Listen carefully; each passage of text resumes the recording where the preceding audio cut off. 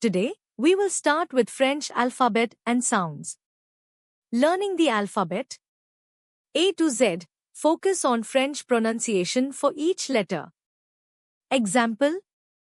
A is equal to A. B is equal to B. C is equal to C. D is equal to D. E is equal to A. F is equal to EF. G is equal to ZJ. H is equal to Ash. I is equal to E. J is equal to Z. K is equal to K. L is equal to L. M is equal to M. N is equal to N. O is equal to O. P is equal to P. Q is equal to Q. R is equal to air.